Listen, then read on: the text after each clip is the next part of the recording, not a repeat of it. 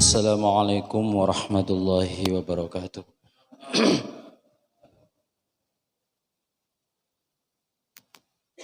Bismillah, alhamdulillah, wassalatu wassalamu ala rasulillah wa ala alihi wa ashabihi wa mawalah. La hawla wa la quwwata illa billah. Rabbi shrah li sadri wa yassir li amri wahlul 'uqdatam min lisani yafqahu qawli. Rabbi zidni 'ilma warzuqni fahma, amin ya rabbal alamin. Qala Allah ta'ala fi kitabil karim, a'udzu billahi minasy syaithanir rajim. Bismillahirrahmanirrahim. Ya ayyuhalladzina amanu kutiba 'alaikumus syiyamu kama kutiba 'alal ladzina min qablikum la'allakum tattaqun. Yang saya muliakan para hadirin jamaah salat subuh Masjid Baitul Mukmin rahimakumullah. Syukur alhamdulillah, pada pagi hari ini kita masih diberikan kesempatan oleh Allah Subhanahu wa taala untuk melaksanakan salat subuh dengan berjamaah. Mudah-mudahan apa yang kita lakukan di pagi hari ini, terutama di bulan Ramadan, senantiasa diterima Allah Subhanahu wa taala dan kita menjadi orang-orang yang mendapatkan ridha dan maghfirah Allah. Salawat dan salam marilah tetap kita limpahkan kehadiran baginda Rasulullah sallallahu alaihi wasallam yang senantiasa kita harapkan syafaatnya di hari kiamat. Ma'asyiral hadirin jamaah salat subuh yang dirahmati Allah. Alhamdulillah kita semuanya bisa menghirup udara di bulan Ramadan. Tentunya hal ini adalah merupakan nikmat yang sangat agung. Kita masih bisa hidup di bulan Ramadan. Karena bulan Ramadan adalah bulan yang mulia, bulan yang penuh dengan maghfirah, bulan yang penuh dengan rahmat, yang semua itu maghfirah dan rahmat akan bisa kita rasakan ketika kita mengagungkan bulan Ramadan. Tetapi jika bulan ini kita lalui dengan biasa-biasa saja, seperti bulan-bulan yang lalu, maka keagungan, keberkahan, dan rasa rahmat Allah ya akan terasa biasa-biasa. Untuk itu mari kita betul-betul meningkatkan ibadah kita. Meningkatkan ibadah ini adalah termasuk bentuk dari mengagungkan. Yang biasanya kita jarang membaca Al-Quran, di bulan ini mari kita baca Al-Quran. Yang biasanya kita sholat sunnahnya itu sedikit di bulan yang lain, bulan ini kita tambahi. Yang biasanya kita di bulan-bulan yang lain kita tidak sholat berjamaah, di bulan ini kita sholat berjamaah. Itu akan terasa betul bagaimana kenikmatan bulan Ramadan. Ma'asyiral hadirin yang dirahmati Allah, pada kesempatan ini saya ingin menyampaikan sebuah hadis tentang keagungan Al-Quran. Warawad dari bi isnadihi an Abdullah bin Mas'ud radhiyallahu anhu anin Nabi sallallahu alaihi wasallam. Iqra'ul Qur'an fa inna Allah ta'ala la yu'adzibu qalban mu'ayyil Qur'an wa inna hadzal Qur'ana ma'dubatullah. Faman dakhala fihi fahuwa aminun wa man ahabbal Qur'an falyubashshir. Imam At-Tirmidzi ini meriwayatkan dengan sanadnya dari Abdullah ibnu Mas'ud radhiyallahu an dari Rasulullah sallallahu alaihi wasallam bersabda, bacalah Al-Quran. Bacalah Al-Quran karena sesungguhnya Allah tidak akan menyiksa hati seseorang yang menghafal Al-Quran, artinya hatinya yang ada hafalan Al-Qurannya. Dan sesungguhnya Al-Quran merupakan jamuan Allah. Maka barang siapa yang mendatanginya akan aman dan bergembiralah orang-orang yang mencintainya. Para hadirin yang dirahmati Allah, ada 3 poin penting dalam hadis ini. Yang pertama, Iqra'ul Qur'an fa innallaha ta'ala la yu'adzibu qalban wa ayyul Qur'an. Bacalah Al-Qur'an karena sesungguhnya Allah tidak akan menyiksa orang yang hatinya ada hafalan Al-Qur'an. Jadi panjenengan semuanya setidaknya ada, meskipun tidak banyak, ada Al-Qur'an yang dihafalkan ya.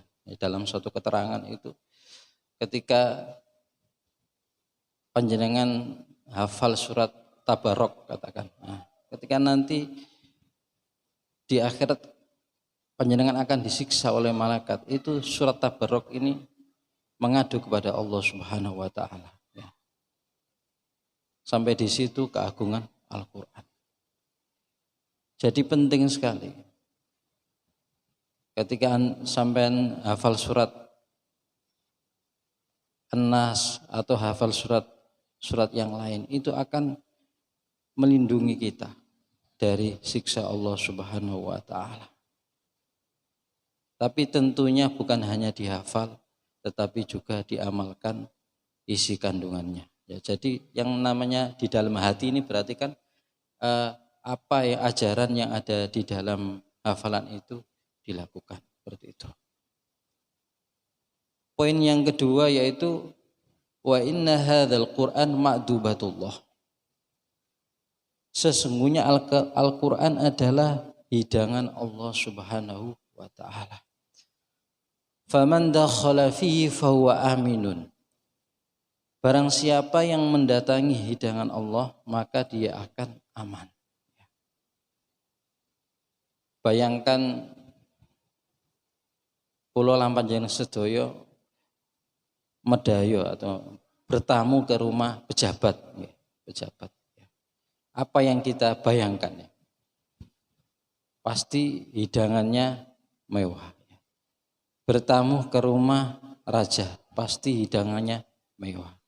Mau mendatangi resepsi perkawinan, pasti di situ banyak menu prasmanan yang akan kita santap istilahnya. Tapi ini Al-Quran adalah hidangan, bukan hidangan main-main. Hidangannya Allah, ma'dubatullah, hidangan Allah. Tetapi hidangan ini sebetulnya ada pada sekeliling kita, yang tentu kadang kita ini menghiraukan hidangan itu. Ya banyak Al-Quran di tempat kita, di rumah, ya. Nopo setiap hari dibuka Al-Qur'an kan kadang jarang-jarang ya. Kecuali kalau kita tidak betul menyempatkan ya. Kalau anak kita ngaji yang ke madrasah atau mungkin Al-Qur'an itu dibawa. Itu secara zahir. Tapi maksudnya hidangan di sini adalah ketika kita di dalam kehidupan ini ya ingin memperoleh sesuatu yang lezat, kenikmatan kehidupan. Di dalam Al-Quran ini adalah kuncinya. Ma'dubatullah adalah hidangan ini. Dan siapa orang yang akan bisa merasakan lezatnya hidangan Allah? Ya orang-orang yang menyantapnya. Ya. Jika kita belum bisa baca Al-Quran, kita tidak mau belajar, ya tidak akan bisa merasakan hidangan itu. Ya. Jika bacaan Al-Quran kita kurang baik dan kita tidak mau belajar, maka kita tidak akan bisa merasakan hidangan itu. Jika kita tidak mau mendatangi ya pengajian-pengajian yang di situ Al-Quran diterangkan, ya hampir pengajian-pengajian ini kan rata-rata menerangkan isi kandungan Al-Quran. Meskipun di situ menerangkan kitab-kitab yang lain, tetapi pasti Al-Quran di situ dibahas isi kandungannya. Nah, baru bisa menerangkan.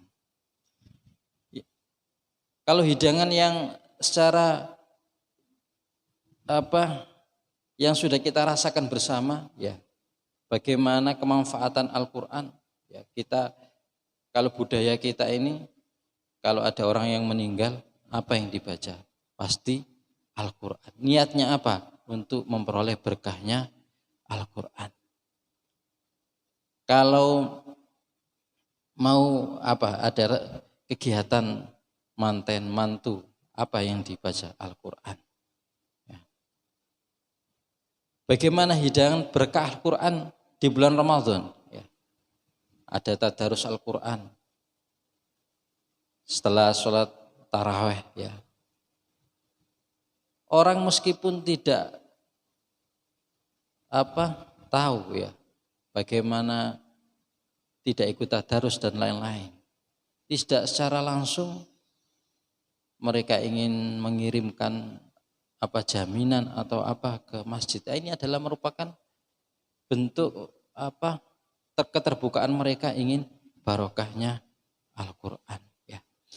Intinya adalah ma'dubatullah ini, marilah kita betul-betul ya mengagungkan Al-Quran agar kita bisa merasakan lezatnya mukjizat Al-Quran. Karena Al-Quran ini adalah mukjizat yang paling agung yang ditinggalkan oleh baginda Rasulullah SAW sampai saat ini. Kalau mukjizatnya nabi-nabi yang lain hilang ketika nabi tidak ada. Mukjizat Nabi Musa ya ada di Nabi Musa. Mukjizat nabi-nabi yang lain ada di zamannya. Tetapi mukjizatnya Nabi Muhammad SAW yang terbesar adalah Al-Quranul Karim sampai saat ini masih ada di antara kita. Untuk itu kalau kita tidak memanfaatkan Al-Quran tentunya terutama di bulan Ramadan ini, maka ini adalah sesuatu yang eman harus kita jalani. Artinya mengagungkan Al-Quran di bulan Ramadan ini dengan cara dengan membaca atau ikut tadarus ya, meskipun kadang kita ini mau ikut tadarus ini kan ini minder nggih, ndak iso maca kuwi apa ya ndak apa-apa. Ikut nyemak saja, ya niat saja dapat keberkahan Al-Quran. Di antara bukti keberkahan Al-Quran ya, ketika ada orang yang membaca dengan suara yang bagus, hati kita itu kadang terenyuh. Meskipun tidak tahu artinya, apa artinya itu, tapi tidak secara langsung hati kita itu seperti seakan-akan mendapatkan ketenangan ya. Ya, bagaimana difirmankan Allah, wa idza quri'al qur'anu fastami'u lahu wa ansitu la'allakum turhamun. Ya, ketika Al-Qur'an itu dibaca, wa idza quri'al qur'anu wa ansitu lahu la'allakum turhamun. Jadi dengarkan, stami'u lahu wa ansitu, dan dengarkan dan hayati, maka kamu akan mendapatkan rahmat. Nah, ini hanya mendengarkan kemudian merenungkan, kita akan mendapatkan rahmat dari Allah Subhanahu wa taala. Wa man ahabbal Qur'an falyubashshir. Poin yang ketiga adalah dan barang siapa yang mencintai Al-Qur'an ya, maka dia akan mendapatkan kegembiraan. Ini adalah di antara ketika panjenengan sedaya mendapatkan kesusahan ya. Mendapatkan kesusahan atau apa? Resepnya di antara adalah mencintai Al-Qur'an. Mencintai Al-Qur'an ini banyak caranya ya. Ketika kita tidak bisa membaca Al-Qur'an ya dengan baik, maka kita bisa menghadirkan orang yang membacanya. Ini adalah di antara bentuk mencintai. Ketika ada kegiatan yang bernafaskan Al-Qur'an, nah, di situ kita hadir membantu atau menyemarakkan, itu adalah juga bentuk dari mencintai Al-Qur'an. Dan di situ kita akan falyubashshir, akan memperoleh kegembiraan. Kegembiraan ini banyak bentuknya. Kita akan bisa memperoleh nikmat ya berupa keberuntungan, atau nikmat berupa ketenangan hati, ataupun nikmat-nikmat yang lain yang mungkin tidak akan bisa kita hitung satu persatu. Nah, Mungkin poin 3 itu saja yang dapat saya sampaikan. Mudah-mudahan ya dengan hadirnya bulan Ramadan di tengah-tengah kita ini, ya kita akan mendapatkan maghfirah dan rahmat dari Allah Subhanahu wa taala. Dengan hadirnya bulan Ramadan ini, mari kita betul-betul mengagungkannya dengan banyak beribadah, terutama adalah beribadah yang diwajibkan Allah, yaitu dengan puasa di bulan Ramadan dan ibadah-ibadah yang lain seperti membaca Al-Quran, tadarus, membaca Al-Quran dengan ikut mengagungkan, menyemarakkan kegiatan-kegiatan Al-Quran di masjid ini ataupun di lingkungan-lingkungan yang lain. Kurang lebihnya mohon maaf yang sebesar-besarnya. Ada baiknya adalah dari Allah Subhanahu wa taala, dan jika ada kekurangan adalah merupakan kebodohan atau kesalahan yang ada pada diri kami. Akhirul kalam, ihdinas siratal mustaqim. Assalamualaikum warahmatullahi wabarakatuh.